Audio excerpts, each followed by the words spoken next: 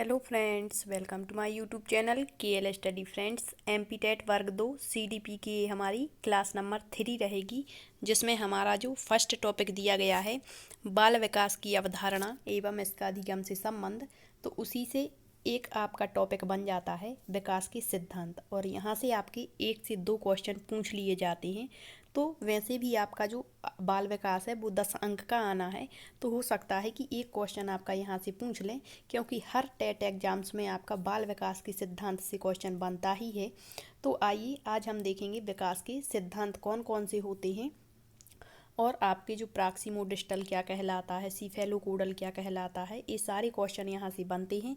तो हमारी बाल विकास की 2 क्लासें हो चुकी हैं, जो खास तौर पर आपके एमपी टेट वर्ग 2 के लिए बनाई जा रही हैं।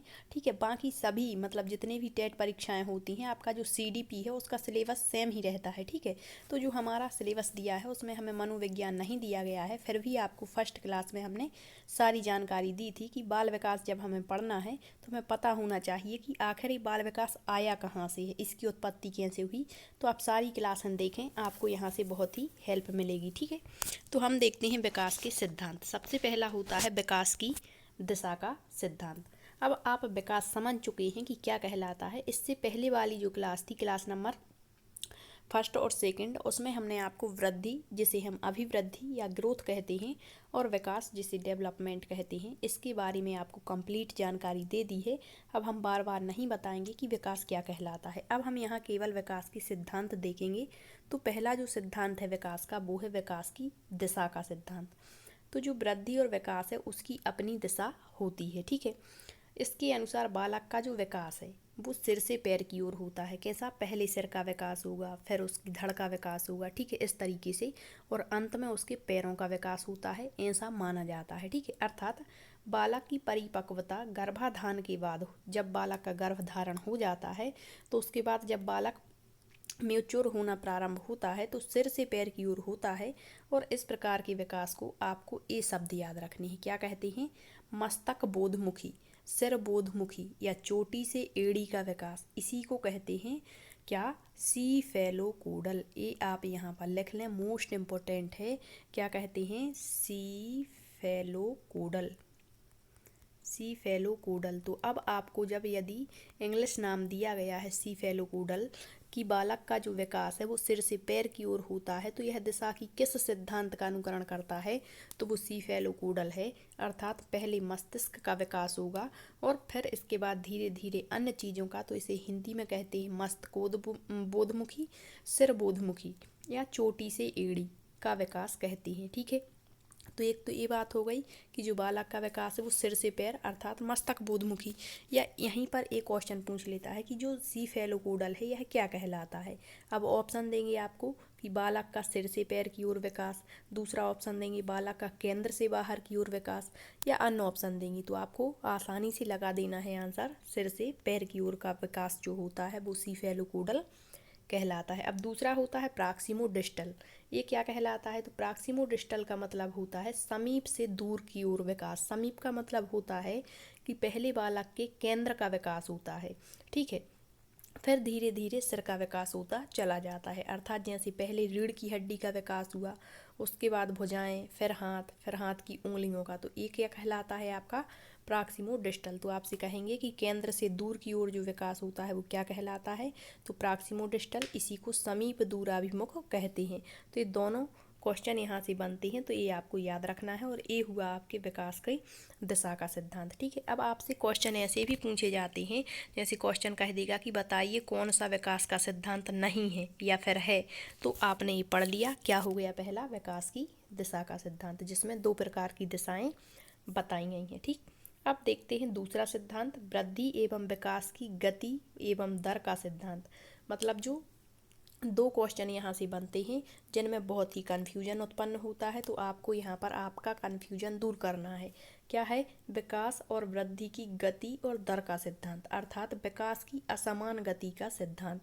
तो आपको याद रखना है, यदि कहता है कि विकास, सभी बालकों में विकास की गति एवं दर कैसी होती है, तो चाहे संसार के कोई भी बालक हों, चाहे दो जुड़वाही बालक क्यों ना हो, उनमें जो है विकास और वृद्धि की जो गति होती है और जो दर होती है वो कैसी होती है, अलग अलग होती है। लेकिन यहीं पर एक क्वेश्चन बनता है कि बताइए विकास का क्रम सभी बालकों में कैसा होता है। तो जब भी आपसे क्रम की बात करते हैं तो क्रम आपका समान होता है। अब एक क्रम क्या कहलाता है, तो ये भी अभी हम बताएंगे। क्रम का मतलब होता है कि संसार का कोई भी बालक हो, पहले वह शैशवावस्था में ही आएगा, इसके बाद बाल्यावस्था में आएगा, इसके बाद किशोरावस्था में। ऐसा कभी नहीं होगा कि क्रम ही बदल जाए, पहले किशोरावस्था में आ गया बालक फिर शैशवावस्था में। तो एक क्रम जो होता है वो समान होता है, लेकिन जो गति है, जो दर है, वो असमान होती है। ठीक है, तो इसी को कहते हैं, आपसे कह देगा कि विकास की असमान गति का सिद्धांत। ये विकास का सिद्धांत है या नहीं है, तो बिल्कुल है। इसी को हम वृद्धि और विकास की गति और दर का सिद्धांत कहते हैं। तो दिया है कि विकास वैसे तो होता सभी में बराबर है, लेकिन गति हमेशा एक जैसी नहीं रहती, अर्थात असमान गति होती। कभी तो ये ज़्यादा गति से हो जाता है, कभी कभी इसकी गति जो है वो स्लो पड़ जाती है। ठीक है, जैसे यहाँ एग्जाम्पल भी लिया है कि शेष अवस्था की जब शुरुआत होती है तो विकास की गति बहुत तीव्र होती, मतलब बालक का जो विकास है वो बहुत तीव्र गति से होता है। लेकिन जैसे जैसे वह अन्य अवस्था जैसे बाल्यावस्था में आता है तो उसका जो विकास है उसकी गति धीमी हो जाती है। फिर हम सोचते हैं बाल्यावस्था में कि बालक बढ़ नहीं रहा है। ठीक है, ऐसा। फिर जब वो पुनः से किशोरावस्था में आ जाता है तो उसके जो विकास की गति वो फिर से तीव्र हो जाती है। तो यही होता है, विकास की जो गति है वो असमान होती है, परंतु होती सभी में है। ठीक है, बराबर होती है, लेकिन गति और दर एक ही बात है, ये असमान होती है। परंतु यह कुछ समय पश्चात फिर से धीमी हो जाती है। इस प्रकार जो वृद्धि और विकास की गति है उसमें उतार चढ़ाव आते रहते हैं। आई होप आप वृद्धि और विकास की गति और दर का सिद्धांत समझ गए होंगे। अब देखते हैं विकास क्रम का सिद्धांत, या इसी को कहते हैं अनुक्रमिकता का सिद्धांत, क्योंकि जो क्रम है वो निश्चित होता है। ठीक है, तो विकास की दिशा निश्चित होती है। दिशा कहें या क्रम कहें, ये एक ही बात है, दिशा या क्रम। ठीक है, तो एक ऐसे होते हैं सभी में समान, लेकिन गति और दर जिसे कहते हैं एक ऐसी होती है असमान। तो ये दोनों फैक्ट याद रखेंगे आप। तो विकास की दिशा निश्चित होती है, अर्थात यह एक क्रम का अनुसरण करती है। जैसे पहले बालक गर्भावस्था में आएगा, फिर शैशवावस्था आएगी, फिर बाल्यावस्था, फिर किशोरावस्था। ऐसा कभी नहीं होगा कि पहले किशोरावस्था में आ गया, फिर बाल्य में आएगा, फिर शैशवावस्था। तो क्रम कैसा होता है, सभी में समान होता है।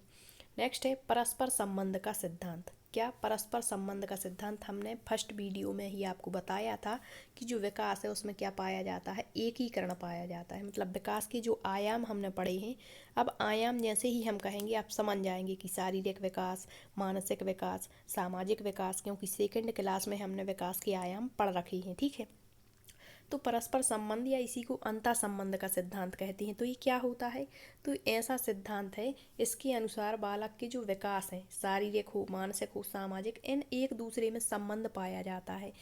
यदि आपका शारीरिक विकास जो है अवरुद्ध हो जाता है तो इसका असर आपका मानसिक विकास पर भी पड़ेगा, सामाजिक विकास पर भी पड़ेगा और संवेगात्मक विकास पर भी पड़ेगा। ठीक है, इनके क्षेत्र आपको बता दिए हैं कि शारीरिक विकास में आपकी लंबाई, भार, ऊंचाई, स्नायु मंडल, ये चीज़ें आती हैं। मानसिक विकास में आपके तर्क, चिंतन, समस्या समाधान, बुद्धि, संप्रत्यक्षण जिसे कहते हैं, संवेदना, ये चीज़ें आती हैं। सामाजिक में आपकी जागरूकता, मनोभावना, मना स्थिति, आत्म अनुभव, ये चीज़ें आ जाती हैं। और संवेगों में आपकी संवेग, भय, क्रोध, घृणा, वात्सल्य, करुणा, कामुकता, ये चीज़ें आती हैं। ठीक है, तो इनमें एक दूसरे में संबंध पाया जाता है, और सबसे ज़्यादा जो संबंध होता है वो शारीरिक और मानसिक में होता है। एक कोटेशन भी हमने पढ़ी है अरस्तु की कि स्वस्थ शरीर में ही स्वस्थ मस्तिष्क का वास होता है, क्योंकि ये एक दूसरे से इंटरेक्ट करते हैं। नेक्स्ट आपका सिद्धांत है, हमने 4 सिद्धांत पढ़ लिए। विकास की दिशा का सिद्धांत, विकास की गति और जो दर होती है उसकी असमानता का सिद्धांत, विकास क्रम की समानता का सिद्धांत, परस्पर संबंध का सिद्धांत। नेक्स्ट है हमारा निरंतर विकास का सिद्धांत। तो जो विकास है वो कभी रुकता नहीं है, भले ही ये धीमी गति से हो लेकिन होता सतत रूप से है। तो जो विकास है इसी को कहते हैं सततता या निरंतरता का सिद्धांत। तो विकास की प्रक्रियाओं की निरंतरता का सिद्धांत इस तथ्य पर बल देता है कि व्यक्ति में कोई भी जो परिवर्तन है वो अचानक से नहीं होता। क्या कहता है विकास की निरंतरता का सिद्धांत? कि व्यक्ति में यदि कोई परिवर्तन आया है तो वो अचानक से नहीं आता, उसमें पहले की बहुत सारी चीज़ें जुड़ी हुई होती हैं, धीरे धीरे ये विकास हुआ होता है। ऐसा नहीं है कि अचानक से ही कोई परिवर्तन आ गया, बल्कि विकास की प्रक्रिया जो है वो आविराम गति से, मतलब कभी रुकती नहीं है, आविराम गति से निरंतर चलती रहती है। जैसे माँ के गर्भ से ही जो बालक है उसमें ये विकास की निरंतरता प्रारंभ हो जाती है, मतलब उसका विकास प्रारंभ हो जाता है और मृत्यु पर्यंत, मतलब जीवन भर चलता रहता है। तो यही होती है विकास की निरंतरता का सिद्धांत।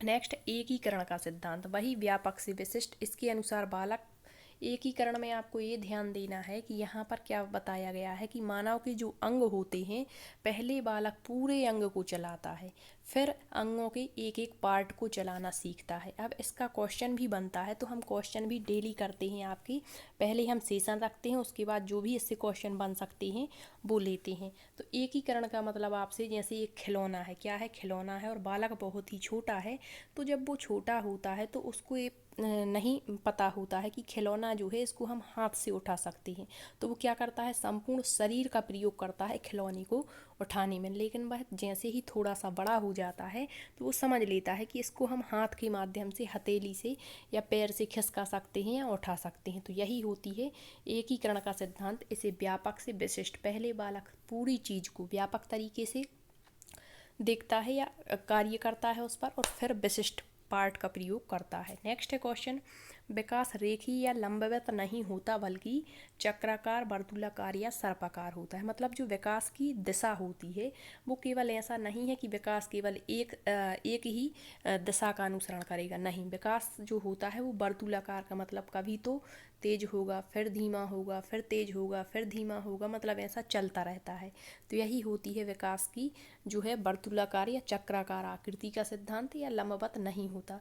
तो इस सिद्धांत के अनुसार यदि बालक की लंबाई में वृद्धि हुई है, कैसी लंबाई में, तो ऐसा नहीं है कि केवल लंबाई ही बढ़ गई और चौड़ाई नहीं बढ़ेगी, यदि लंबाई में वृद्धि हुई है तो चौड़ाई में भी वृद्धि होगी ही, अर्थात विकास वर्तुलाकार होता है और एक अवस्था से दूसरी अवस्था में बालक प्रवेश करता चला जाता है। नेक्स्ट है वंशानुक्रम और वातावरण की अंतःक्रिया का सिद्धांत। तो बालक का विकास ना केवल वंशानुक्रम ना वातावरण बल्कि दोनों की अंतःक्रिया का परिणाम होता है। एक क्वेश्चन आपका इससे भी बनता है, जैसे कहेंगे कि बालक के विकास को प्रभावित करता है, ऑप्शन दे दिया केवल वातावरण, केवल वंशानुक्रम, फिर तीसरा ऑप्शन दे दिया वंशानुक्रम एवं वातावरण, या इनमें से कोई नहीं। तो आपको बिल्कुल आंसर लगाना है, जहाँ भी आपका वंशानुक्रम जिस चीज़ को प्रभावित करता है तो वहाँ वातावरण का भी उतना ही योगदान होता है, क्योंकि ये एक दूसरे के पूरक माने जाते हैं। नेक्स्ट है व्यक्तिगत विभिन्नता का सिद्धांत। मतलब व्यक्तिगत विभिन्नता, जो इंडिविजुअल डिफरेंसेस होती हैं। अब यहाँ पर क्या होता है कि एक ही आयु के दो बालक ले लीजिए आप, और या बालिकाएं ले लें, तो उनका शारीरिक, मानसिक या जो भी विकास होता है वो भिन्न होता है। संसार में जितने भी प्राणी हैं सभी में व्यक्तिगत भिन्नता पाई जाती है। अब चाहे वो जुड़वा ही बच्चे क्यों ना हो, उनमें कुछ ना कुछ अंतर जरूर होता है, यही होती है व्यक्तिगत विभिन्नता, और ये आपकी जो विकास है उसका मुख्य सिद्धांत माना गया है। ठीक है, नेक्स्ट क्वेश्चन है, जब हम व्यक्तिगत विभिन्नता वाला टॉपिक डिस्कस करेंगे तो वहाँ इसकी संपूर्ण जानकारी आपको दे देंगे।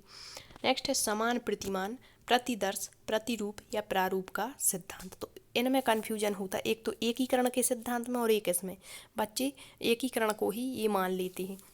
तो आपको बता दें कि जो विकास का प्रारूप है, जिसे हम संरचना, स्ट्रक्चर कह सकते हैं, दुनिया के सभी बच्चों का एक जैसा होता है। सभी प्राणियों का मानसिक, शारीरिक, संवेगात्मक विकास जो होता है वो समान रूप से होता है। इसकी जो गति है वो अलग अलग हो सकती है, लेकिन होता सभी में है। तो ये कहलाता है समान प्रतिमान। जबकि एकीकरण पहले संपूर्ण अंग को, फिर अंगों के पार्ट को चलाना सीखता है। नेक्स्ट, सामान्य से विशिष्ट क्रियाओं का सिद्धांत। तो ये क्या होता है, तो पहले बालक सामान्य क्रियाएं, क्योंकि छोटा होता है तो उसको आसान चीज़ें समझ आती हैं, फिर बाद में विशिष्ट क्रियाएं करना सीखता है। जैसे बालक के एक एग्जाम्पल दें, जैसे उसको पानी संरक्षण के बारे में हमें पढ़ाना है या जल संरक्षण के बारे में, तो बालक पहले अपने घर के नल को खोल करके देखेगा, मतलब ये सामान्य क्रिया हो गई। फिर बाद में बालक को जो उसके टीचर के द्वारा ज्ञान दिया जाएगा, विशिष्ट ज्ञान होगा वो, तो बालक फिर विशिष्ट क्रियाएं करेगा। ठीक, नेक्स्ट है संचार एवं पुनरावृत्ति का सिद्धांत। इसका मतलब है कि विकास संचयी होता है। इसका मतलब कैसे, मतलब इसकी पुनरावृत्ति होती है विकास की। जैसे शेष अवस्था में बालक में क्या पाया जाता है? आत्म प्रेम, मतलब स्वयं से प्रेम, ईगोसेंट्रिज्म। ठीक है, तो इसकी पुनरावृत्ति और किस अवस्था में देख सकते हैं? किशोर अवस्था में। तो जो शेष अवस्था में बालक स्वयं से प्रेम करता है, यही प्रेम जो है वो बाल्यावस्था में क्या हो जाता है? लुप्त हो जाता है। बाल्यावस्था में बालक साथी संगियों से प्रेम करने लगता है, मतलब उसके जो अपने उम्र के बच्चे होते हैं। ठीक है, लेकिन जैसे ही वो पुनः किशोर अवस्था में प्रारंभ करता है तो स्वयं से फिर से स्वयं को मतलब स्वयं को प्रेम करने लगता है। तो ये होता है आत्म प्रेम का। एग्जाम्पल से आपको समझा दिया कि क्या होती है संचयी और पुनरावृत्ति। ठीक है, विकास की। नेक्स्ट, विकास की भविष्यवाणी का सिद्धांत या पूर्व कथनीयता का सिद्धांत, मतलब विकास की भविष्यवाणी कर सकते हैं। तो मतलब बालक जब छोटा होता है तो तभी हम बता सकते हैं कि ये किस दिशा में कैसा कार्य करेगा। तो ये होता है भविष्यवाणी का सिद्धांत। एक हमने पढ़ा था कि जो विकास है वो लचीला होता है। लचीले का मतलब होता है कि विकास को बच्चे के अनुरूप ढाला जा सकता है। ठीक है, विकास जो है यह प्रासंगिक होता है। प्रासंगिक का मतलब भी आपको बता दिया था, मतलब इस पर सांस्कृतिक सामाजिक कारकों का प्रभाव पड़ता है। ठीक है, तो ये इतने सिद्धांत आपको याद रखनी है विकास की। ठीक है, क्योंकि यहाँ से आपका एक क्वेश्चन बन जाता है। अब क्वेश्चन किस तरीके से पूछे जाते हैं तो थोड़े से क्वेश्चन भी हम देख लेते हैं। दिया है, निम्न में से कौन सा एक विकास का सिद्धांत नहीं है? अब आप आसानी से आंसर दे देंगे। अभी हमने पढ़ा सतत विकास का सिद्धांत। सतत मतलब जो विकास है वो निरंतर रूप से धीरे धीरे जीवन पर्यंत चलता रहता है, इसी को निरंतरता का सिद्धांत कहते हैं। तो ये तो हमारा सिद्धांत है। आपको क्वेश्चन अच्छे से पढ़ना है। पूछा क्या है? कौन सा एक सिद्धांत नहीं है? तो ये तो है विकास की दिशा। हमने पढ़ा प्राक्सिमोडिस्टल और सीफेलोकोडल, ये भी है। व्यक्तिगत विभिन्नता, इंडिविजुअल डिफरेंसेस, ये भी है। लेकिन यहाँ दिया है विशिष्ट से सामान्य, नहीं, ये नहीं है। इसका करेक्ट आंसर ऑप्शन डी हो जाएगा हमारा। विशिष्ट से सामान्य नहीं बल्कि सामान्य से विशिष्ट सिद्धांत होता है। तो ये गलत दिया है और हमें यही बताना है कौन सा सिद्धांत नहीं है। तो राइट आंसर ऑप्शन डी हो जाएगा। नेक्स्ट क्वेश्चन दिया है, एक बालक पहले संपूर्ण अंग को, फिर अंगों के भागों को और फिर दोनों में समन्वय स्थापित करना सीख जाता है। तो यह किस सिद्धांत पर आधारित है? तो अभी हमने पढ़ा था, ये है आपके विकास का जो एकीकरण का सिद्धांत है। ऑप्शन बी इसका करेक्ट आंसर है। नेक्स्ट है, वृद्धि एवं विकास का मुख्य सिद्धांत क्या है? ये क्वेश्चन इसीलिए करवाते जा रहे हैं ताकि आपको बाद में यदि टाइम ना मिले तो आपकी प्रैक्टिस भी बनी रहे। ठीक, वृद्धि और विकास का मुख्य सिद्धांत तो अभी आपको बताया था क्या है, वो है आपकी व्यक्तिगत अंतर या व्यक्तिगत विभिन्नता का सिद्धांत। थोड़ी सी लैंग्वेज आपको ध्यान रखनी है, ज़्यादा से ज़्यादा आप इंग्लिश वर्ड याद रखें, क्योंकि आपकी CDP में जो हिंदी में शब्द आते हैं वो थोड़े से कठोर टाइप के दे देती हैं। ठीक है, अब यहाँ दिया है तत्परता और अभ्यास, तो थांडाई के मुख्य नियम में आ जाते हैं। नेक्स्ट है क्वेश्चन, मानव विकास के क्षेत्रों का सही क्रम। तो ये आपको बता दिया था। मानव विकास के जो क्षेत्र हैं उसमें सबसे पहले बालक का शारीरिक विकास होता है, फिर आपका मानसिक विकास होता है, और आपको बताया था कि मानसिक विकास को ही हम क्या कहते हैं? तो मानसिक विकास को ही संज्ञानात्मक विकास कहते हैं, इसी को बौद्धिक विकास कहते हैं। फिर आपका संवेगात्मक विकास होता है, फिर आपका सामाजिक विकास होता है। और हमने ये भी बताया था कि इन बाद के दो विकास हैं जो इसको एक्सचेंज कर सकते हैं। ठीक है, तो ऐसा ऑप्शन हमें सही क्रम बताना है। तो ये बिल्कुल ऑप्शन फर्स्ट ही दिया है, शारीरिक संज्ञानात्मक। संज्ञानात्मक को क्या कहते हैं? यहाँ पर बच्चों को कंफ्यूज करने के लिए दे दिया है, यही आपका मानसिक विकास है। ठीक है, फिर संवेगात्मक और सामाजिक, यहाँ इनको बदल भी सकते हैं, सामाजिक आगे हो सकता है, संवेगात्मक पीछे। ठीक है, लेकिन शारीरिक और मानसिक ये पहले आते हैं। ठीक, नेक्स्ट क्वेश्चन है, निम्न में से किसका अर्थ आकार बढ़ने से है? तो ये कल बताया था, अभिवृद्धि केवल आकार बढ़ने से संबंधित है, एक पक्षीय होती है, केवल शारीरिक पक्षों में दिखाई देती है, जबकि आपका विकास जो होता है वो बाह्य और आंतरिक दोनों होता है, बहुपक्षीय, मल्टी डायमेंशनल होता है। तो केवल आकार बढ़ने की बात की है, राइट आंसर ऑप्शन ए हो जाएगा। नेक्स्ट है, विकास का अर्थ क्या है? तो विकास का अर्थ आप इस तरीके से यदि ऑप्शन दिए हैं तो आपको बेस्ट ऑप्शन देखना है। क्या परिवर्तनों की उत्तरोत्तर श्रृंखला है? तो ये भी सही है। क्या अभिप्रेरणा के फलस्वरूप होने वाले परिवर्तनों की उत्तरोत्तर श्रृंखला है? तो ये भी सही है। फिर अभिप्रेरणा और अनुभव के फलस्वरूप होने वाले परिवर्तनों की उत्तरोत्तर श्रृंखला है? तो ये भी सही है।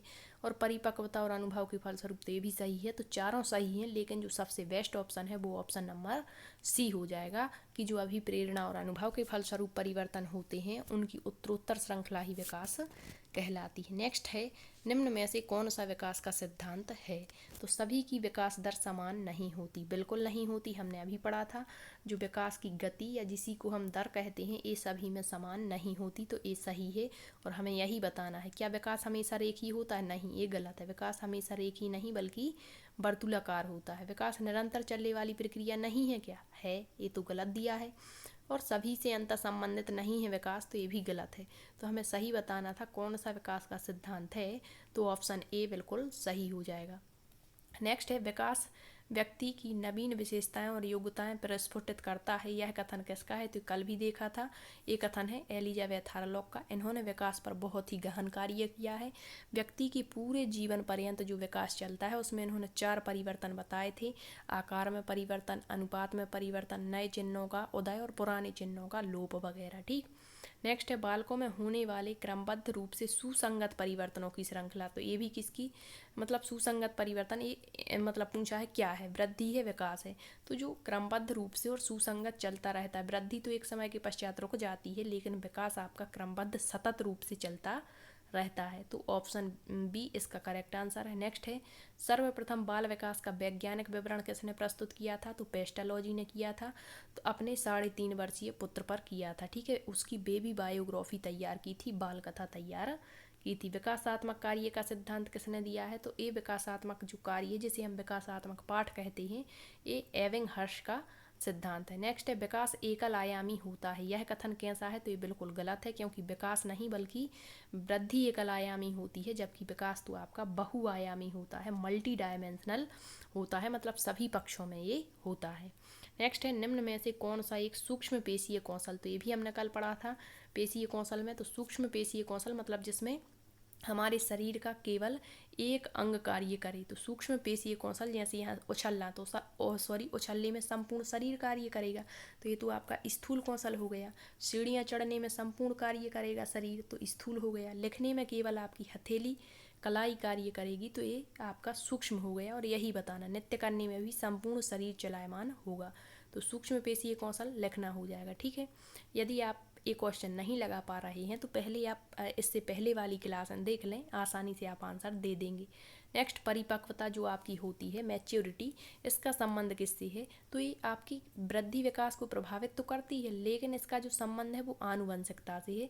तो ये क्वेश्चन आपका हर बार पूछ लिया जाता है। नेक्स्ट है, biographical sketch of an infant, ये पुस्तक किसकी है? तो ये पुस्तक आपकी डार्विन की है, ये भी आपको याद रखना है। ठीक है। नेक्स्ट क्वेश्चन, वृद्धि और विकास को निम्न में से कौन सा कारक प्रभावित करता है? तो ये क्वेश्चन, क्या केवल वंशानुक्रम? केवल ए, केवल वाले हमेशा गलत होते हैं। ऑप्शन सी इसका बिल्कुल करेक्ट आंसर है। ठीक है, तो ये हुए वृद्धि एवं विकास के सिद्धांत। अब आपका एक टॉपिक सिलेबस में दिया गया है, वृद्धि और विकास को प्रभावित करने वाले कारक।